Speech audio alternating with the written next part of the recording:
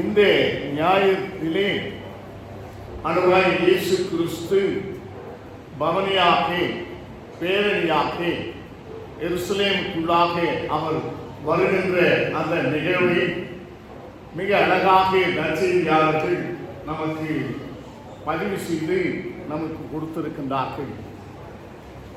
இந்த குருத்தோலை ஞாயிறிலே ஆண்டவருடைய அந்த பேரணி, அந்த பவனி மத்தேயு நற்செய்தி நூலிலே நாம் பார்க்கும் பொழுது பார்வையற்ற இருவருக்கு பார்வை கொடுத்த பிறகு இந்த பவனி நடந்ததாக மத்தேயு 20ஆம் அதிகாரம் 30 முதல் 34 வரை அங்கே அவர் குறிப்பிடுகின்றார். அதே நேரத்திலே மார்க்கு நற்செய்தியாளர் பர்த்திமேயு என்று சொல்லக்கூடிய ஒருவருக்கு கண் பார்வை கொடுத்த பிறகு இந்த பவனி நடந்ததாக அவர் குறிப்பிடுகின்றார். மார்க்கு 10ஆம் அதிகாரம் 46 முதல் 47 முடிய நாம் அதை பார்க்கலாம். அதே நேரத்திலே லூக்கா நற்செய்தி நூலிலே தாளந்துகள் ஓமைகள் சொல்லப்பட்ட பிறகு இந்த பேரணி நடந்ததாக அவர் குறிப்பிடுகிறார். 19ஆம் அதிகாரம் 11 முதல் 28 முடிய நாம் அதை பார்க்கலாம். யோவான் நற்செய்தி நூலிலே மரியாள் நடனம் என்கின்ற அந்த விலைமதிக்க முடியாத வாசனை திரவியத்தை ஆண்டவரை அபிஷேகம் செய்த பிறகு இந்த பேரணி நடந்ததாக அவர் குறிப்பிடுகிறார். யோவான் நற்செய்தி நூல் 12ஆம் அதிகாரம் 3 முதல் 8 வரை நாம் காணலாம். என் அன்பு தேவனுடைய பிள்ளைகளே, சினாப்டிக் காஸ்பல்ஸ் என்று சொல்லக்கூடிய சமநோக்கு சுவிசேஷங்களிலே இயேசு கிறிஸ்து எருசலேமுக்கு வருவது இதுதான் முதல் முறை என்று அவர்கள் குறிப்பிடுகின்றார். ஆனால் யோவான் நற்செய்தியாளர் இது அவருடைய 3வது வருகை என்று குறிப்பிடுகிறார். 2ஆம் அதிகாரம் 13ஆம் வசனத்திலே 5ஆம் அதிகாரம் 1வது வசனத்திலும் யோவான் நற்செய்தி 7ஆம் அதிகாரம் 10ஆம் வசனத்திலும் இந்த 3வது முறையாக அவர் எருசலேமுக்குள் வருகிறார் என்று சொல்லி அங்கே குறிப்பிடப்பட்டது. என் அன்பு தேவனுடைய பிள்ளைகள், இந்த குருத்தோலை ஞாயிறு என்று நாம் சொல்லும் பொழுது இது ஒவ்வொரு நாட்டிலும் ஒவ்வொரு விதமாக இதை அழைப்பார். வேல்ஸ் நாட்டிலே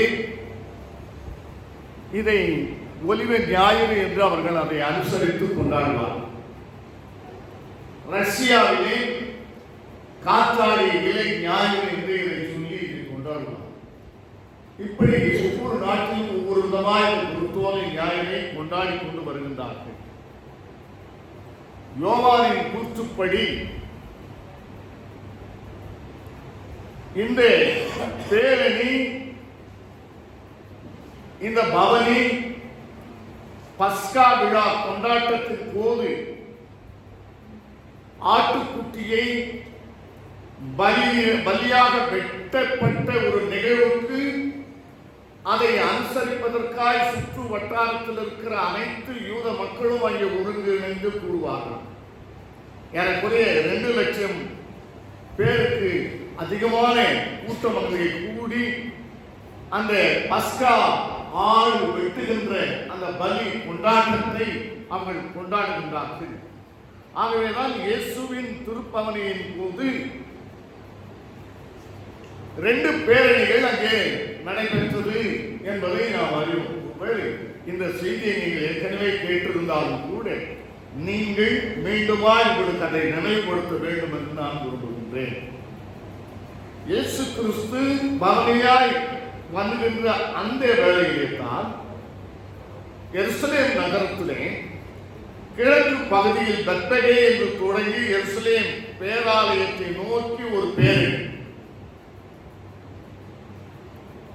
2வது ஒரு பேரணி மேற்கு பகுதியிலிருந்து ரோம ஆளுநராய் இருந்த பொந்திய பிலாத்துவை கனப்படுத்தும் விதமாக அவரை அழைத்துக் கொண்டு வருவதற்கான ஒரு பேரணி. பொந்திய பிலாத்து அங்கே நாம் பார்க்கும் பொழுது யூதேயா, சமாரியா, இதுமேயா போன்ற பகுதிகளுக்கு அவர் ஆளுநராக இருக்கின்றார். ஆகவே அவரை அழைத்துக் கொண்டு வந்து அவரை கனப்படுத்துவதற்காக அவளை அழைத்துக் கொண்டு வருகின்ற ஒரு பேரணியாய் அந்த இரண்டாவது பேரணி நடந்திருக்கிறது. இந்த இரண்டாவது பேரணி அது ஒரு அரசியல் ரீதியான ஒரு பேரணியாக மார்க்கஸ் போர் என்று சொல்லக்கூடிய ஒருவரும் டொமினிக் ராசன் என்று சொல்லக்கூடிய இருவர்களுடைய கூற்றின்படி இந்த இரண்டாவது பேரணி நடக்கும் பொழுது அங்கே குதிரைப்படை, காலாட்படை, தோலினான போர்க்கருவிகள், தலை கவசங்கள், பதாகைகள், உயரமான கொம்புகளிலே உயர்த்தப்பட்ட தங்கத்திலான கழுகுகள், உலோகத்தினாலும் தங்கத்தினாலும் மெழுகுகின்ற சூரிய சின்னம், இவைகளோடு கூட அந்த பவனி வருவார். ரோம பேரரசனுடைய வலிமையை காட்டும் பொருட்டாக இம்பீரியலிசம் என்று சொல்வார். அப்படி அந்த பேரணியை நடத்தி கொண்டு வருவார். அதே வேளையிலே ரோம பேரரசனுடைய இறையியல் சிந்தனையின் அடிப்படையிலே அந்த இரண்டாவது பேரணியை நடத்துவார். என்ன ரோம பேரரசின் இறையியல் சிந்தனை என்று சொன்னால் இம்பீரியலிஸ்டிக் தியாலஜி என்று சொல்வார்கள். இறையியல் சிந்தனை அடிப்படையில். அப்படியானால் அவர் ராஜா மட்டுமல்ல, அவரை எப்படி பார்த்தார்கள் என்று சொன்னால் அவர் கடவுளின் மைந்தனாக அந்த இடத்துல அவர்கள் பார்த்து அவரை அழைத்து கொண்டு வந்து அவருக்குரிய கரத்தை கொடுத்தார்கள். ஆண்டவராக இயேசு கிறிஸ்து அவருடைய பாவனையிலே மக்கள் மிகுந்த மகிழ்ச்சியோடு கூட இயேசு கிறிஸ்துவை அவர் ஒரு ராஜாவாக பார்த்தார், பிரதான ஆசாரியராக பார்த்தார், அவரை ஒரு தீர்க்கதரிசியாக பார்த்தார். ஆகவே அவர்கள் மிகுந்த மகிழ்ச்சியோடு கூட இந்த பேரணியிலே பங்கு பெறுகிறார். அளவிடப்பட முடியாத கூட்டம். ஒரு பக்கம் லாசரு உயிரோடு எழுப்பப்பட்டான் என்பதை கேள்விப்பட்ட மக்கள் அந்த தினத்திலே அங்கே அவனை பார்ப்பதற்காக ஏராளமான மக்கள் கூடுகின்ற ஒரு சூழல் அந்த இடத்திலே நாம் பார்க்கிறோம். என் அன்பு தேவனுடைய பிள்ளைகள், இப்படிப்பட்ட சூழ்நிலையிலே தான் ஆண்டவராகிய இயேசு கிறிஸ்துவை மிகுந்த மகிழ்ச்சியோடு கூட அவர்கள் வரவேற்கின்றார்கள். அதற்கு காரணம் என்ன?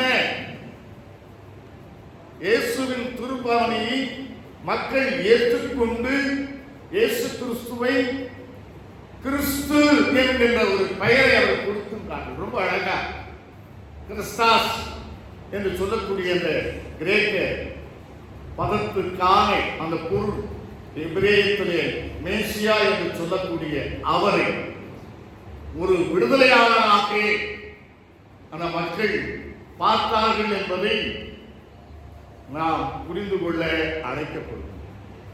எந்த சூழ்நிலையில் அவர்கள் இப்படி ஒரு மிகுந்த சிறப்பான ஒரு நிலையிலே மகிழ்ச்சியோடு கூட அவரை வரவேற்றார்கள் என்று பார்க்கும் பொழுது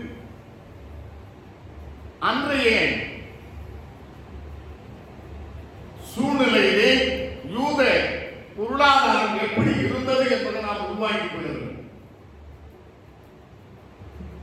ஏன் அவர்கள் ஆர்ப்பரிப்போடு ஓசன்னா கர்த்தாவே ரட்சியும், கர்த்தாவே ரட்சியும், இப்பொழுதே ரட்சியும் என்று அவர்கள் ஏன் அப்படி ஆர்ப்பரித்தார்கள் என்று பார்க்கும் பொழுது நாம் சற்று பின்னால் திரும்பி பார்ப்போம் என்று சொன்னால் அந்த யூத பொருளாதாரத்தை நாம் சற்று புரிந்து கொள்ள வேண்டும். என்ன அந்த யூத பொருளாதாரம் என்று சொன்னால், அன்றைய பலஸ்தீனா நாடு ஏழ்மையிலே சிக்கி இருந்த ஒரு நாடு. அவருடைய வருவாய் பெரும்பாலும் வேளாண்மை மட்டுமே நம்பி இருந்த ஒன்றாய் இருந்தது. அவர்களுக்கு அடிக்கடி ஏற்பட்ட வறட்சியினால் வேளாண்மை மிகவும் பாதிக்கப்பட்டது. உணவு மிகவும் குன்றியது. அத்தி மரங்கள், திராட்சை செடிகள் போன்றவைகள் மக்களுக்கான உணவுப் பொருட்களாக அங்கே அவர்களுக்கு இருந்தது. கால்நடைகள் பலஸ்தீனா மக்களுடைய பொருளாதாரமாக அங்கே இருந்தது என்பதை நாம் புரிந்து கொள்ள வேண்டும். மீன்பிடி தொழில் அவர்களுக்கு மிக முக்கியமான இடம் பெற்றுள்ளது. ஏரோது அந்திப்பா, பொந்திவிலாத்து போன்றவர்கள் எல்லாம் கட்டிடங்களை கட்டிக்கொண்டு கட்டிட கலையை அவர்கள் தங்களது கவனத்தை செலுத்தின போது அதிலே ஏராளமான ஏழை எளிய யூத மக்கள் அதிலே பணி செய்கின்ற வாய்ப்புகளை அவர்கள் பெற்றார்கள். தேவாலயம் அதன் சுற்றுப்புறத்திலே இருக்கின்ற மிகப்பெரிய தொழில் வளங்களாக அன்றைய பலஸ்தீனா விளங்கியது. பலியாக்கப்பட்ட கால்நடைகளில் மாംசமும் தோல்களும் வியாபாரமாக்கப்பட்டது. அங்கு வந்த யாத்திரைகள் வழியாகவும் ஆலய குருக்களுக்கு அதிகமான வருவாய் கிடைத்தது. ஏறக்குறைய 6 லட்சம் மக்கள் தொகையை கொண்ட அந்த பலஸ்தீனாவில் வாழ்ந்த அந்த மக்கள் போதிய உணவுப் பொருளோ வேறு வணிக வருமானமோ இல்லாத காரணத்தினாலே அவர்கள் மிகவும் ஏழ்மையிலேயே வாழினார்கள். செல்வந்தர்களுக்கும் ஏழைகளுக்குமான அந்த இடைவெளி அதிகரித்துக் கொண்டே இருந்தது. ஆனால் இயேசு கிறிஸ்து கூட அதை தங்கிய ஓமையை சுட்டி காண்பிக்கிறார். ரொம்ப அழகாக ஐஸ்வர்யான் லாசரு மிகுந்த சம்பிரமாய் சாப்பிட்ட ஒருவன், செல்வந்தத்திலே கொளித்த ஒருவன், அதே நேரத்தில் உணவில்லாமல் பசியும் பட்டினியுமாய் உடுக்க உடையில்லாமல் அவனுடைய அரண்மனை எதிரிலே இருந்த ஏழை குறித்து அவர் அங்கே குறிப்பிட்டு காட்டுகிறார். இது யூத பொருளாதாரத்தை படம்பிடித்து காட்டுகின்ற பலஸ்தீனா ரோம பேரரசனுடைய அடிமை நாடாக இருந்த காரணத்தினாலே அங்க இருக்கிற யூத மக்கள் 25% விழுக்காட்டிற்கான ஒவ்வொரு தனி மனிதரும் வரி செலுத்த வேண்டிய கட்டாய சூழல் அந்த இடத்தில் இருந்து. அதே நேரத்திலே சிறப்பு வரிகளின் மூலமாய் ஏழைகளிடத்திலிருந்து சுரண்டப்பட்டு ஏறத்தாழ ஒவ்வொரு யூதனும் சமயம் சார்ந்து 23% அங்கே அளவிற்கு தனது வருமானத்திலிருந்து ஒவ்வொரு ஆண்டும் எருசலேம் திருக்கோயிலுக்கு பலியாக காணிக்கையாகவோ செலுத்த வேண்டிய ஒரு நிர்பந்தத்தில் அவர் வாழ்ந்திருந்தார். இதன் விளைவாகத்தான் கிபி 70ஆம் ஆண்டிலே இத்தகைய பாலஸ்தீன விவசாயிகளின் தலைமை குருவாய் இருந்து அனனியா என்று சொல்லக்கூடிய அங்கே அவனுடைய வீட்டை இந்த ஏழை எளிய யூத மக்கள் அவர்கள் தீ வைத்து கொளுத்தினார். அவன் பாதுகாத்து வைத்திருந்த கடன் பத்திரங்கள் எல்லாவற்றையும் அன்றைக்கு தீ வைத்து கொளுத்தினார்.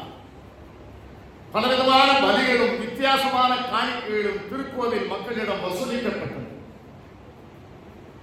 அவைகளில் பெரும் பகுதி குருக்களுக்கும் அவர்களோடு கூட கூட்டு வைத்திருந்த ரோம அதிகாரிகளுக்கும் தான் சென்றது. இப்படிப்பட்டதான ஒரு சூழ்நிலையிலே தான் அந்த ஏழை எளிய மக்கள் ரோம அரசுக்கு ஒரு புறம் வரி செலுத்த வேண்டும், ஏரோதிய அரசுக்கு மறுபுறம் வரி செலுத்த வேண்டும், எருசலேம் தேவாலயத்திற்கும் அவர்கள் வரி செலுத்த வேண்டும். ஆகிய எல்லா காரியங்களிலும் இவர்கள் வரி செலுத்துவதே இவர்களுடைய வாழ்வாய் இருந்தது. ஆகவே அன்றைக்கு இருந்த யூத பொருளாதாரம் இவர்களை வாழவும் விடவில்லை, சாகவும் விடவில்லை. இத்தகையதான ஒரு சூழ்நிலையிலே தான் சுரண்டல்களுக்கு எதிராக அங்கே விளை நிலங்களையும் நில உரிமைகளையும் பறித்துக் கொண்டு மக்களை வறுமையின் விளிம்புக்கு தள்ளினார்கள். ஆகவே அவர்களை வறுமையிலிருந்து மீட்டு பொருளாதார சமநிலைக்கு உயர்த்தக்கூடிய ஒரு மேசியா வர வேண்டும் என்று அவர்கள் எதிர்பார்த்து காத்துக் கொண்டிருக்கிற வேளையில்தான் இந்த ருமனாகி இயேசு கிறிஸ்து எருசலேம் பவனியாக வருகிறார். ஆனால் இயேசு கிறிஸ்துவுடைய போதனை அவரை கவனித்த மக்கள் இவர்கள் எல்லாமே நீங்க பார்ப்பீங்கன்னு சொன்னா அதை பார்த்துதான் அங்க ஏராளமான மக்கள் கூடுகின்றார்கள். ஆண்டவராக இயேசு கிறிஸ்துவினுடைய போதனை பொருளாதார சுரண்டலுக்கு எதிராக, அரசியல் அடிமைத்தனத்துக்கு எதிராக, சமய அடிமைத்தனத்திற்கு எதிராக, பண்டமண்டல சொல்லக்கூடிய அடிப்படைகளை வாதத்திற்கு எதிராக இயேசுவின் போதனைகள் இருந்தது என்பதை அவர் உணர்ந்து கொண்டு இப்பொழுது வந்திருக்கிற இவர்தான் உண்மையான மேசியா, நம்மை விடுதலை செய்வார், நமக்கு ஒரு மீட்பை கொடுப்பார் என்ற ஒரு ஆனந்தத்தோடு, ஆவலோடு, விருப்பத்தோடு, மகிழ்ச்சியோடு ஓசன்னா கர்த்தாவே எங்களை ரட்சியும் என்று அங்கே மகிழ்ச்சியோடு ஆர்ப்பரிக்கின்ற அந்த சூழலைத்தான் நாம் பார்த்துக் கொண்டிருக்கிறோம். என் அன்பு தேவனுடைய பிள்ளைகளே, இன்றைக்கு இந்த விடுதலை, இந்த பேரணி 3 காரியங்களை நமக்கு உணர்த்துகின்றது. முதலாவது, இது ஒரு விடுதலை பேரணியாக அங்கே பார்க்கப்படுகின்றது. சாதாரணமாக ஒவ்வொரு குருத்தோலை நியாயத்தின் சகரியா புத்தகத்திலே 9ஆம் அதிகாரத்தோடு ஒப்பிட்டுதான் இறையில் வல்லுநர்கள் அவர்கள் அதை விளக்குவார்கள். ஏனென்றால் சகரியா நூல் எழுதப்பட்ட காலம் கிமு 520 முதல் 470 இடைப்பட்ட காலத்தில் அங்கே இந்த பேரணி, இந்த பவனி, இது எப்படிப்பட்ட ஒரு கண்ணோட்டத்தோடு பார்க்கிறார்கள் என்று சொன்னால், மத பிரச்சனையிலிருந்து விடுவிக்கின்ற மேசியாவாக இயேசுவை பார்க்கிறார். அந்த யூத மக்களுக்கு அங்க இருக்கிற கோயில் நிர்வாகம், அங்க இருக்கிற சமய தலைவர்கள், அழகா என்று சொல்லக்கூடிய ஒரு தனி மனித நடைமுறை வாழ்விலே பின்பற்ற வேண்டிய 613 வகையான துணை சட்டங்களை மக்கள் மீது திணித்தார். அதில் ஒரு துண்டு வரல் கூட ஒன்று கூட அவங்க பின்பற்றதே கிடையாது. மத்திய 23 இதை ஆண்டவர் மிக அழகாக சொல்லுகின்றார். என் அன்பு தேவனுடைய பிள்ளைகளே, இப்படிப்பட்ட ஒடுக்கப்பட்ட மக்களுடைய விடுதலையை குறிக்கின்ற ஒரு வெற்றி விழாவாக, விடுதலை பவனியாக இதை பார்த்தார்கள். மத பிரச்சனைகளில், சமூக பிரச்சனைகளில், அரசியல் பிரச்சனைகளில் இருந்து விடுவிக்கின்ற ஒரு மேசியா வந்திருக்கிறார். ஆகவே இது ஒரு விடுதலை பேரணி, இது ஒரு விடுதலை பேரணி பவனி என்று சொல்லி அவர்கள் கொண்டாடினார்கள். என் அன்பு தேவனுடைய பிள்ளைகள், தர்மையான கால வேளையிலே கூட இந்த பேரணியிலே கலந்து கொண்டவர்களை நீங்கள் பாருங்கள். யார் யாரெல்லாம் கலந்து கொண்டார்கள்? அங்க இருக்கிறதானே மாந்தர்கள், பெண்கள், குழந்தைகள், மாற்றுத்திறனாளிகள், விவசாயிகள், மீன்பிடிப்பவர்கள், ஆயக்காரர்கள், பாவிகள், கலிலேயாவின் கிராமத்துப்புற மக்கள், பணக்கார எருசலேம் நகர சமய அரசியல் தலைவர்களால் ஓரம் கட்டப்பட்ட விளிம்புநிலை மக்கள் அனைவருமே இயேசுவின் தோழர்களாக அவர்கள் பார்க்கப்பட்டு, இயேசு அந்த இடத்திலும் அவர்களுக்கு விடுதலை கொடுக்கிறவராக அவர் காணப்பட்டார். அவர்களுடைய வியாதிகளிலிருந்து அவர்களை குணமாக்குகின்றவராக காணப்பட்டார். நீங்க நல்லா வாசித்து பாருங்க, அந்த நிகழ்வுகள் அடங்கிய அந்த பகுதிகளை வாசித்து பாருங்க. ஆண்டவர் அப்படிப்பட்ட அடிமை தலையில் இருக்கிற அந்த மக்களுக்கு நேரடியாக விடுதலை கொடுக்கின்றவராக அவர் இருந்தார். என் அன்பு தேவனுடைய பிள்ளைகளே, இது ஒரு விடுதலை பேரணி மட்டுமல்ல, இது ஒரு அதே நேரத்தில் இது ஒரு சமத்துவ பேரணி, சமத்துவ பவனி என்பதை நாம் கருத்திலே கொள்ள வேண்டும். யாரெல்லாம் மிகப்பெரிய நிலை சுவாந்தார்களாலே, பணக்காரர்களாலே, செல்வந்தர்களாலே, சமய தலைவர்களால் ஒதுக்கப்பட்டு ஓரம் கட்டப்பட்டார், ஒடுக்கப்பட்டவர்கள், உதாசீனப்படுத்தப்பட்டவர்கள், அதே நேரத்தில் உடல் ஊனமுற்றவர்கள், பெண்கள், தொழிலாளர்கள், விவசாய கூலிகள், இவர்கள் அனைவருமே எந்த ஒரு விடுதலை போராட்டத்திலும் கூட என் அன்பு தேவனுடைய பிள்ளைகள் இவர்களுடைய விடுதலை அந்த இடத்துல நான் பார்க்கிறேன். இன்னைக்கு கூட அன்னைக்கு மட்டும்தான் ஏசு அவரோடு நினைக்க கூடாது. இன்னைக்கு கூட சாதாரண ஏழை மக்களுக்காக நடத்தப்படுகிற போராட்டத்திலே, ஊனமுற்றவர்களுக்காக நடத்தப்படுகிற போராட்டத்திலே, விவசாய கூலிகளுக்காக நடத்தப்படுகிற போராட்டத்திலே, விளிம்புநிலை மக்களுக்காக எடுத்துக் கொள்கின்ற அத்தனை போராட்டங்களின் மத்தியிலும் இயேசு இருக்கிறார் என்பதை நீங்களும் நாம் புரிந்து கொள்ள வேண்டும். இந்த விடுதலை பேரணி, இந்த நாளிலே நடக்கிற இந்த விடுதலை பேரணி நமக்கு எடுத்துச் சொல்கின்ற ஒரு காரியம். ஆண்டவராகிய இயேசு கிறிஸ்து எப்படி அந்த விளிம்புநிலை மக்களுக்காக போராடி அந்த விளிம்புநிலை மக்களுடைய விடுதலைக்காக பாடுபட்டார், அதே போல திருச்சபை ஆண்டவர் அதை எதிர்பார்த்தார். நீங்களும் நான் அப்படிப்பட்ட விடுதலை பணியை தொடர்ந்திட வேண்டும் என்று அவர் விரும்புகின்றார். வெறும் குருக்கோலை ஞாயிறு ஒரு சம்பிரதாயத்துக்காக கொண்டாடுவது மட்டுமல்ல, அதில் உண்மையான கருத்தினை உணர்ந்து கொண்டவர்களா அடித்தள மக்களுக்காக, விளிம்புநிலை மக்களுக்காக, தலித் மக்களுக்காக, ஒடுக்கப்பட்ட மக்களுக்காக, விவசாய கூலிகளுக்காக, நோயற்ற மக்களுக்காக, அநீதியை சந்தித்துக் கொண்டிருக்கிற ஒவ்வொரு நாளும் அடக்குமுறை அரசியல்வாதிகளால் ஓரங்கட்டப்பட்டிருக்கிற மக்களுக்காக நீங்கள் போராட்டங்களை முன்னெடுத்து செல்லும் போது இயேசு கிறிஸ்துவும் உங்களோடு கூட வாழ்கிறார். இயேசு கிறிஸ்துவும் உங்களை ஆசீர்வதிப்பார். இது ஒரு விடுதலை பேரணி மட்டுமல்ல என் அன்பு தேவனுடைய பிள்ளைகள், இது ஒரு அமைதி பேரணி என்பதை நாம் புரிந்து கொள்ள வேண்டும்.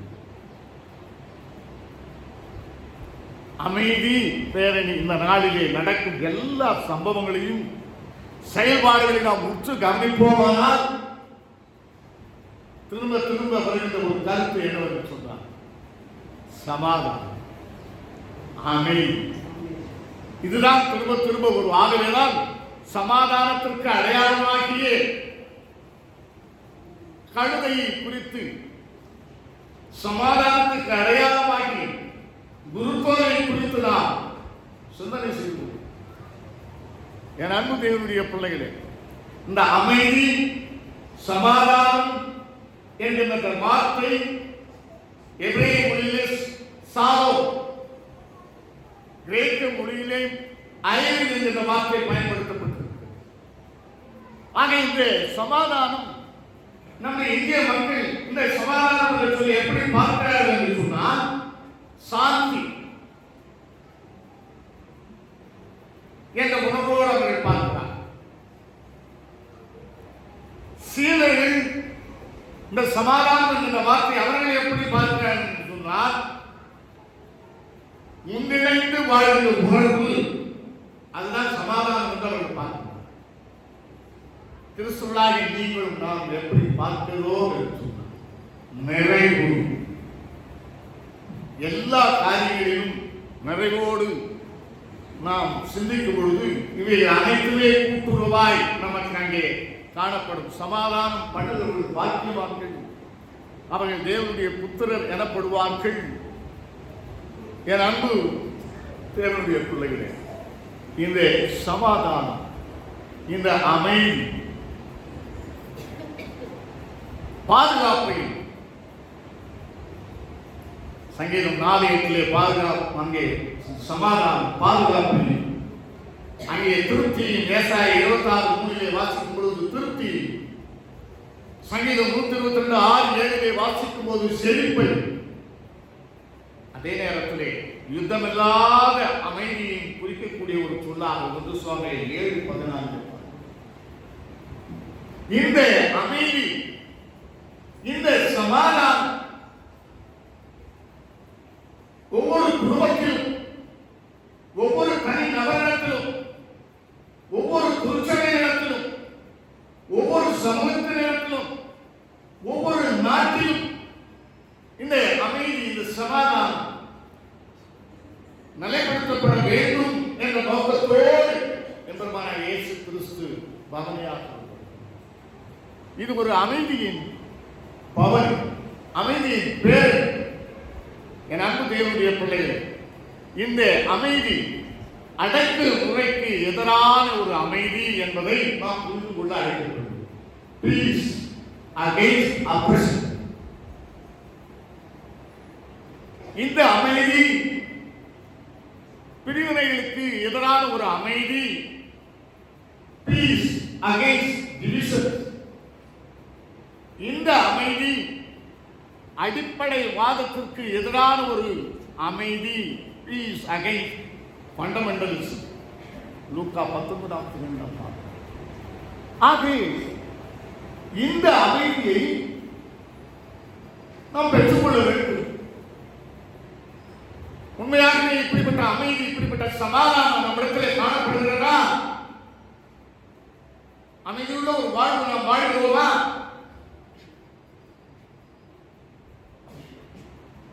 பெருமானாகிய இயேசு கிறிஸ்து இயேசுக்கள் நிருபத்திலே மிக அழகாக சொல்கிறார். பகையாக நின்ற நடுச்சுவரை அவர் என்ன பண்ணார்? அவர் அப்படியே தகர்த்து தன்னுடைய சிலுவையினாலே அங்கே இருதிரத்தாரையும் ஒன்றாக்கி. சில நேரங்களில் மன அமைதி நமக்கு இருப்பது இல்லை, சமாதானம் இருப்பது இல்லை. நாம் என்ன நினைக்கிறோம்? இந்த உலகத்திலே நாம் பார்க்கின்ற வாழ்வு ஆந்த பேர்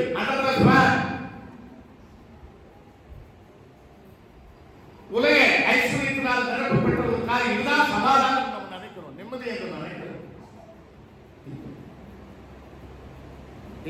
சொல்லுகிறார், நான் இந்த உலகத்திலே சமாதானத்தை அனுப்ப வரவில்லை, நான் பட்டையை தான் வந்திருக்கிறேன். அப்படின்னா அந்த உலகத்தில் நீங்கள் நான் எதிர்பார்க்கிற சமாதானம் தான் அதை விட மேலான ஒரு சமாதானம்.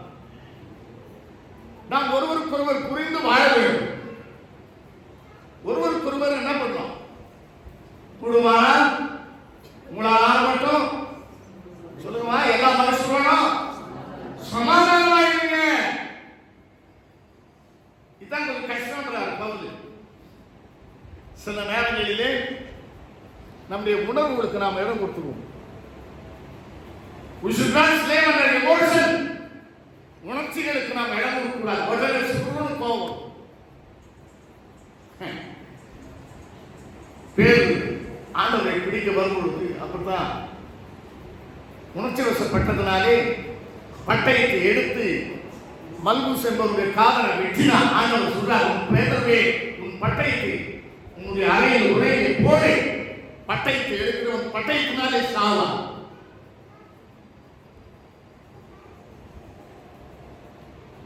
ஒரு முறை இயேசு கிறிஸ்து கடலில் நடந்து கொண்டு வரும்போது படகில் வருகின்ற ஆட்கள் கூட பேர்கள் முக்கியமான சிசிகள்லாம் வராங்க.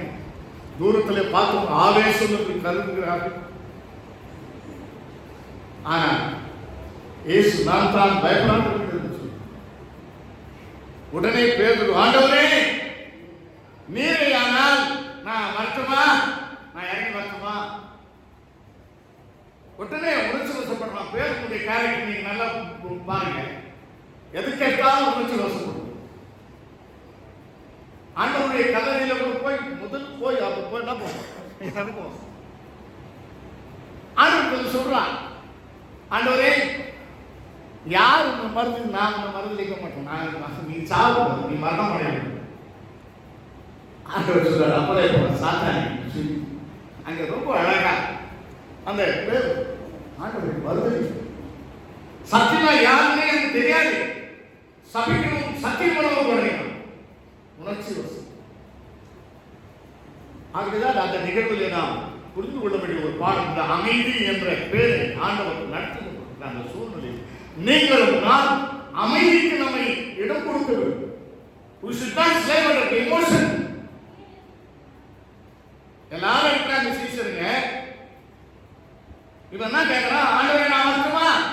சொயிலவா செல்ஃபிஷ் வரும். அங்க நிறைய பேர் நம்முடைய வாழ்க்கையில் கூட அப்படிதான் இருக்கிறோம்.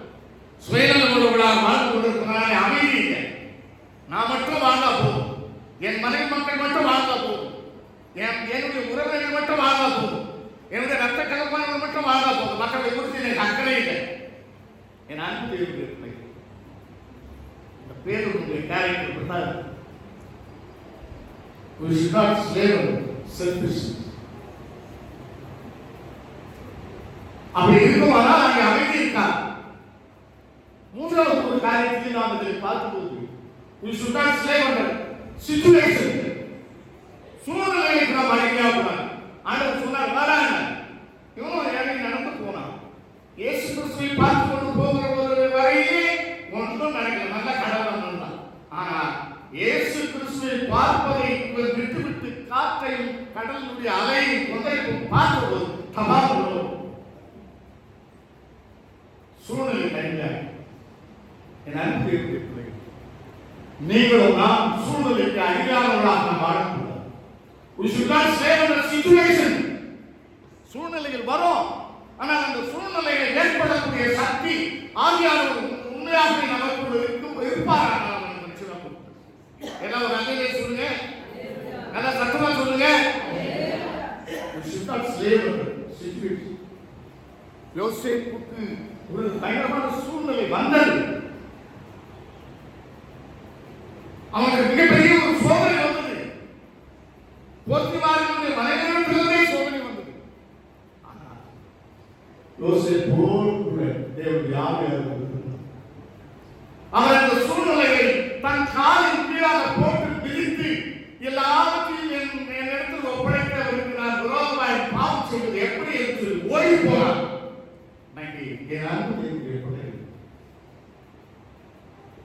இன்னைக்கு நீங்களும் நாம் சூழ்நிலைக்கு அடிமையாய் போய் பாவத்திலே விழுந்து மன நிம்மதியற்றவர்களாய், சமாதானமற்றவர்களாய், அமைதியற்றவர்களாய் கலங்கி கவிழ்ந்து கொண்டிருக்கிறோம். பிள்ளைகளை நம்பி வீட்டில் விட்டுட்டு போவோம்.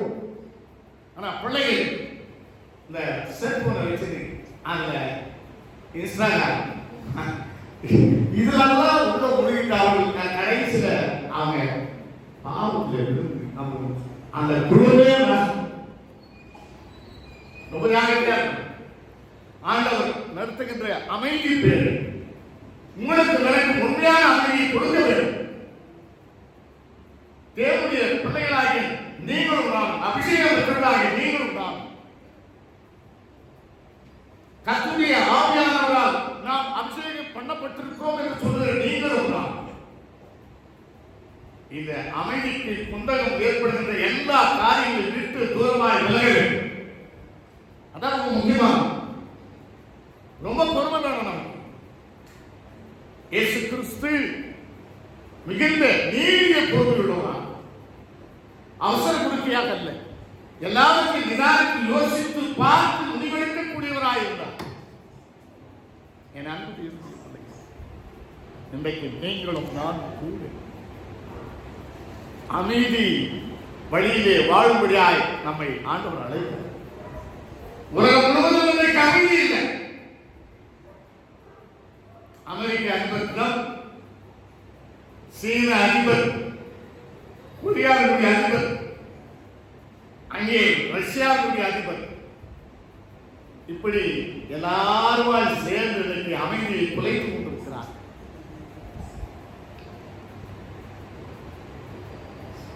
இந்த அமைதி அதை நிலைநாட்டுவதற்காக தான் திருச்சபையை ஆண்டவர் அழைக்கிறார். இந்த திருச்சபை ஆண்டவராகிய இயேசு கிறிஸ்து ஏறுகிற ஒரு வாகனமாய் அது இருக்க வேண்டும். ஆண்டவராகிய இயேசு கிறிஸ்து பயணிக்கிற ஒரு வாகனமாக இருக்க வேண்டும். திருச்சபையானது ஆண்டவராகிய இயேசு கிறிஸ்துவோடு பயணிக்கிற ஒரு மக்கள் இயக்கமாக அது இருக்க வேண்டும். அமைதியற்ற சூழ்நிலையிலே வாழ்கிற மக்களுக்கு அமைதியை வாரி வழங்குகின்ற ஒரு சபையாக நம்முடைய திருச்சபை இருக்க வேண்டும். இயேசுவின் விடுதலையை முன்னெடுத்து கொண்டாடுகின்ற ஒரு இயக்கமாக இருக்கிறது. நமக்கே அமைதி இல்லைனாக்க நாம மற்றவர்களுக்கு போய் எப்படி அமைதி சொல்ல முடியும்? நமக்கே சமாதானம் இல்லை என்று சொன்னால் நாம் மற்றவர்களை எப்படி சமாதானத்துக்கு நேராக அழைக்க முடியும்? என் அன்பு தேவனுடைய பிள்ளைகள், இயேசு கிறிஸ்துவினுடைய பவனி விடுதலை பவனி மட்டுமல்ல, ஒரு அமைதி பவனி, சமாதானத்தின் பவனி. இந்த சமாதானத்தை நாம் அனைவருக்கும் நாம் கொண்டு வந்து சேர்க்க வேண்டும்.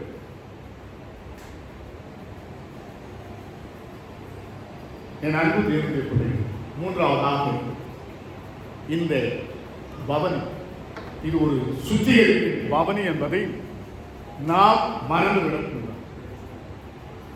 இயேசு கிறிஸ்து அங்கே பவனியாய் வரும்பொழுது தேவாலயத்திலே பிரவேசித்து அங்கே கோயில்களில் கொடியவர்களின் கூடாரமாக மாற்றப்பட்டிருப்பதை அதை வெட்டரிச்சு வாங்கிய ஒரு பேர். இது எல்லாருக்குமான தேவனுடைய ஜெபவிழா இருக்கிறதே, இதை நீங்கள் மாற்றி கள்ளற்புகையாக்கினீர்களே. குருத்தோலையை பிடித்த கரம் சாட்டையை கையிலே எடுத்துக்கொண்டது. என் அன்பு தேவனுடைய பிள்ளைகள், நீங்களும் நானும் அமைதிக்கு குந்தகம் விளைவிக்கின்ற எந்த ஒரு நிகழ்வா இருந்தாலும் சரி, சாட்டையை கையில் எடுத்துக் கொள்ள வேண்டும். ஆண்டவர் இதைத்தான் நம்மிடத்தில் எதிர்பார்க்கிறார். ஆண்டவர் இந்த வியாபாரத்திற்கு, அடிமை தனத்திற்கு எதிராக சாட்டையை சுழற்றுகின்றார். சுத்திகரித்தலே இதனுடைய முக்கியமான நோக்கம். ஆண்டவர் போய் சாட்டையை அடிக்கலாமா, அது நியாயமா? கண்ணிலே வடிவான எம்பெருமான் எப்படி கையிலே சாட்டை எடுக்கலாம் என்று கேள்வி கேட்டுக் கொண்டிருக்கின்றார். என் அன்பு தேவனுடைய பிள்ளைகள், இயேசு கிறிஸ்து சாட்டையை எடுத்து அங்கே சுத்திகரித்த அந்த நிகழ்வை நாம் பார்க்கும் பொழுது, Jesus act of cleansing of the temple could be rightly called as cleansing of the heart. இருதயங்களை சுத்தப்படுத்துகின்ற ஒரு நிகழ்வாகத்தான் எம்பெருமானாகிய இயேசு கிறிஸ்து கையிலே சாட்டை எடுத்துக் கொண்டார். இன்றைக்கு அதனுடைய primary issue here is purity. It was considered as subsisting in external objects.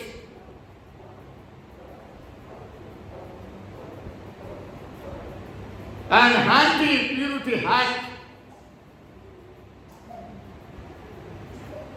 இந்த purity என்கிற தூய்மைப்படுத்துதல் என்கிற சொல், purity can be bought and sold. இதுதான் ஆளுடைய பார்வை. இந்த தூய்மை என்பது விலைக்கு வாங்குவது, கொடுப்பது. இன்னைக்கு கூட தேவாலயம் அதுதான் நடக்குது. பெரிய பெரிய ஆசீர்வாத தட்டு என்ன பண்ணுவாங்க, யாரை விடுவாங்க சபைகளில். ஒருவேளை இங்கே விடுறாங்களே எனக்கு தெரியல. தென்னிந்திய திருச்சபையிலையும் மற்ற இடங்கள்லையும் வந்து என்ன பண்ணுவாங்கன்னா நிறையா கொண்டு வருவாங்க. ஆசீர்வாத தட்டு பழங்கள்லாம் வச்சு அதை என்ன பண்ணுவாங்க, வேலை அதை எடுத்தா அது ரொம்ப பரிசுத்தமாக புனிதமானது. இது தேவாலய பொருட்கள் வாங்குவது, பலி பொருட்களை வாங்குவது பரிசுத்தமானது. அதான் பரிசுத்தமானது என்று அவர்கள் எண்ணினார். இன்றைக்கு கூட ஆலயங்களிலே அதைதான் இன்றைக்கு நடந்து கொண்டிருக்கிறது.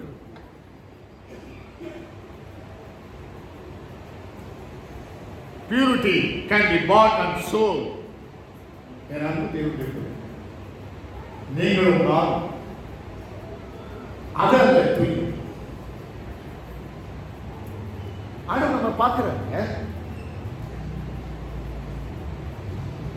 காயம் காய்ந்து கொண்டு வந்தா, ஆதரவு காய்ந்து கொண்டு வந்தா, யாருடைய காணிக்கையாக ஏற்றுக்கொண்டார்? ஆதரவுடைய காணிக்கை ஏற்றுக்கொண்டார். மனப்பூர்வமாய், உள்ளப்பூர்வமாய், மகிழ்ச்சியோடு கூட காணிக்கை ஏற்றுக்கொண்டார். தேவனுக்கு ஏற்றும் பலிகள் நொறுங்குண்டு ஆகலாம். தேவனை நொறுங்குண்டதும் நறுங்குண்டதுமான இருதயத்தின் புறக்கையில்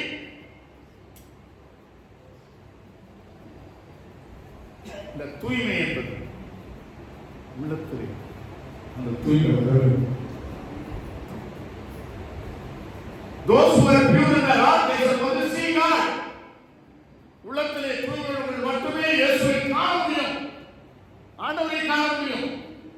நீங்களும் நானும் ஆயிரமாக அணிந்து கொண்டிருக்கிற அந்த அங்கியினால் அல்ல. இதெல்லாம் வெளி தோற்றங்கள். இதெல்லாம் உண்மையான அந்த உள்ளம் தூய்மையாக இருக்க வேண்டும், பரிசுத்தமாக இருக்க வேண்டும், மாசக்களாக இருக்க வேண்டும். நாங்கள் கருத்திலே சிறுவை அணிந்து கொள்வதால் மட்டும் நாங்கள் தூய்மைகள் அல்ல.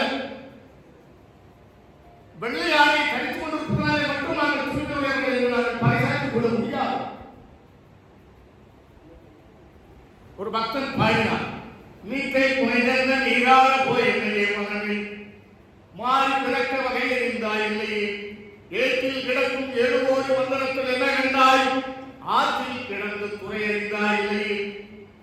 ஒருவேளை இந்து நண்பராய் இருந்தால் காலையில் இருந்தவுடனே சூரிய பகவானுக்கு அங்கே நதி செலுத்திவிட்டு நெற்றியிலே விபூதி அணிந்து விடுகிற ஒரு பழக்கம். நீத்தை புனைந்த நீராட போய் என்னையே மகனே, மாறி பிறக்க வகை இருந்தாய் இல்லையே. உங்ககிட்ட இருக்கிற கெட்ட பழக்கம் ஒன்று மாறலையே, தண்ணி இருக்கிற பழக்கம் ஒன்று மாறலையே, கலகம் பண்ற பழக்கம் ஒன்று மாறலையே, சண்டை பிடிக்கிற பழக்கம் ஒன்று மாறலையே, வெத்தல்வாங்க போடுற பழக்கம் ஒன்று மாறலையே, பொடி போடுற பழக்கம் ஒன்று மாறலையே, மற்ற மனைவி வயிறு கொள்கிற பழக்கம் ஒன்று மாறலையே. அப்புறம் என்னத்துக்கு? அதே போல சிலுவை அணிந்து கொண்டிருக்கிற ஒரு கிறிஸ்தவன் கழுத்திலே சிலுவை அணிந்து கொண்டிருந்தால் மட்டும் போதுமா? தூய்மையாக இருக்க வேண்டாமா? பரிசுத்தமாக இருக்க வேண்டாமா? பார்வையிலே பரிசுத்தம், பேச்சிலே பரிசுத்தம், நடத்தையிலே பரிசுத்தம், நான் பரிசுத்தர், ஆகையால் உள்ள எல்லா காரியங்களும் பரிசுத்தமாக இருக்கிறது சொல்கிறாரே. ஆண்டவராகிய இயேசு கிறிஸ்து வரும்பொழுது உங்கள் ஆவி, ஆத்மா, சரீரம் மூன்றும் பரிசுத்தமாய் காக்கப்படுவதாக என்று சொல்லப்பட்டிருக்கிறதே. அப்படியானால் என் அன்புடைய பிள்ளைகள், நீங்களும் நாம் இந்த குருத்தோலை ஞாயிறு இயேசுவின் பவனியை தியானிக்கின்ற நீங்களும் நாம் நம்முடைய உள்ளங்களை நாம் சுத்திகரிக்க வேண்டும், நம்முடைய மனங்களை நாம் சுத்திகரிக்க வேண்டும். சங்கீதக்காரன் சொல்றான், ஆண்டவரே என்னை சுத்திகரி, என்னை ஈஸ்வரனால் சுத்திகரி. இன்றைக்கு நாம் வாசிக்க கேட்ட அந்த வேத பகுதி, அந்த சங்கீதம் 51 ரொம்ப அழகாக, சுத்த இருதயத்தை என்னை சுருச்சி, நிலையரமான ஆவியை உள்ளத்திலே புதுப்பி.